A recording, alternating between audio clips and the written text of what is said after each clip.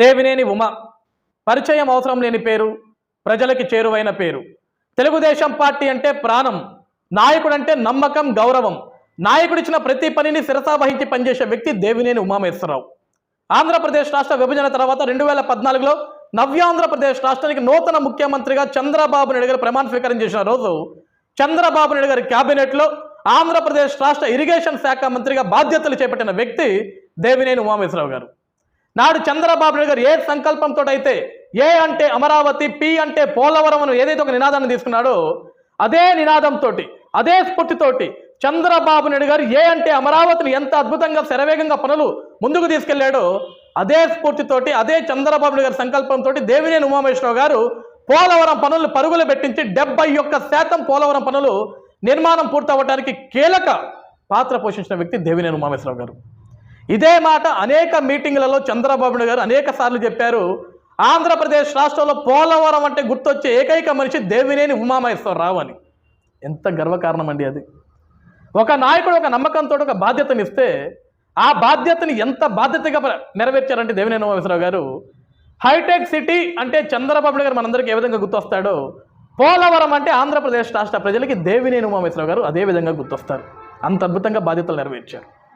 దురదృష్టవశాతం 2019లో మనం ఎప్పుడైతే అధికారాన్ని కోల్పోయామో ఆంధ్రప్రదేశ్ రాష్ట్రానికి ఒక సైకో ముఖ్యమంత్రిగా జగన్మోహన్ రెడ్డి ఏ రోజైతే అడుగు పెట్టాడో అడుగు పెడుతూనే చంద్రబాబు నాయుడు గారి కళ, చంద్రబాబు నాయుడు గారి సంకల్పం, చంద్రబాబు నాయుడు గారి స్ఫూర్తి ఏదైతే అమరావతి ఉందో ఆ అమరావతిని సర్వనాశనం చేస్తూ మొదలుపెట్టినప్పుడు అదే అమరావతి ఉద్యమానికి ఊపిరి పోయడానికి అడుగు ముందు వేసిన వ్యక్తి దేవినేని ఉమామహేశ్వరరావు. నాడు జగన్ పాలనలో బయటకు వచ్చి మాట్లాడాలంటే భయపడిన వ్యక్తులు చాలామంది ఉన్నారు రాష్ట్రంలో. చాలామంది నాయకులు అడుగులు కూడా బయటికి వేయలేదు, కొంచెం సమయం తీసుకొని వద్దాం అనుకున్నారు. కానీ మొట్టమొదటి రోజు నుంచే జగన్ చేసిన తప్పుల్ని ఎండగట్టిన వ్యక్తి దేవినేని ఉమామహేశ్వరరావు. ఆ రోజు అమరావతి ఉద్యమంలో కీలక పాత్ర పోషించిన వ్యక్తి దేవినేని ఉమామహేశ్వరరావు. ఉద్యమం ప్రారంభమైన దగ్గర నుంచి ఉద్యమం పూర్తయ్యే వరకు కూడా ప్రాణం పెట్టి రైతులకు అండగా నిలిచినాడు దేవినేని ఉమామహేశ్వరరావు గారు.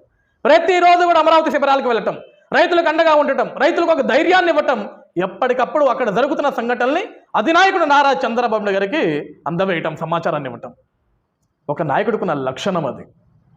2019 ఎన్నికల తర్వాత 2024లో మొన్న ఏదైతే సీట్లు కేటాయింపు ఉన్నాయో ఆ సీట్లు కేటాయింపులో కొన్ని కారణాల వల్ల దేవినేని ఉమామహేశ్వరరావు గారిని చంద్రబాబు నాయుడు గారు పిలిచి, ఉమా ఈసారి నీకు సీటు లేదయ్యా అంటే, మీ ఇష్టం సార్, మీరు ఏ నిర్ణయం తీసుకున్నా అది ప్రజల మంచికే, రాష్ట్ర భవిష్యత్తు కోసమే, మీరు చెప్పే ప్రతి మాటకి నేను శిరసా వహిస్తా అని చెప్పేసి నాయకుడు ఇచ్చిన మాటతోటి, నాయకుడు ఇచ్చిన స్ఫూర్తితోటి, అదేవిధంగా నాకు సీట్ రాలేదని బాధ ఎక్కడా లేకుండా అదే మైలవరం నియోజకవర్గ గెలుపు కోసం ఒక కీలక పాత్ర పోషించాడు, తన బాధ్యతలు చేపట్టిన వ్యక్తి దేవినేని ఉమామహేశ్వరరావు గారు.